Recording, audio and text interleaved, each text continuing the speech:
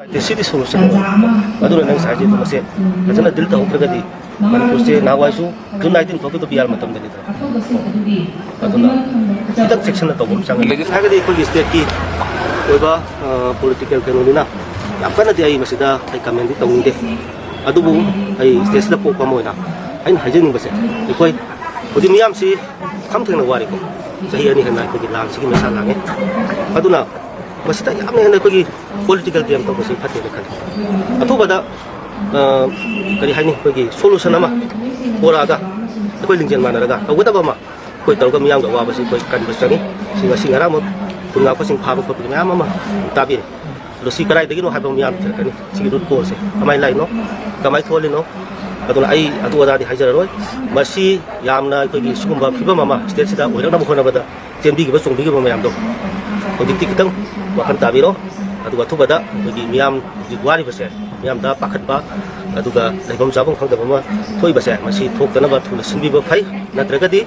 jun 19 gumba jun 19 dagi bo hena sathi ba dumba ko thogo ma man ko thol oi habsa hai ne de ingdo thodo adugi matang di political amnesty dagi mo jigam jigam la le mo hoi na ayu no jaba da suena governor hai base masi ko gi kunga pasing se heta ko gi sigi pim to ke banate so hela kiban wala kiban aduna masida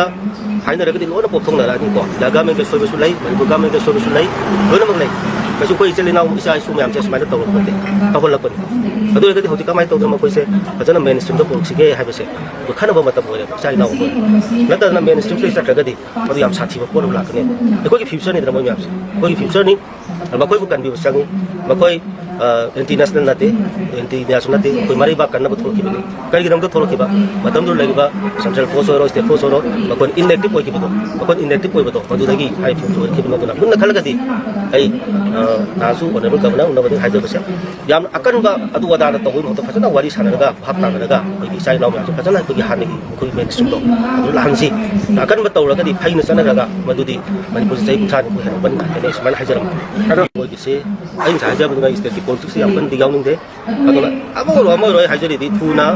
ko gi popular government ama lahana ba ko wadu gi lambi dur mo wat to sang ya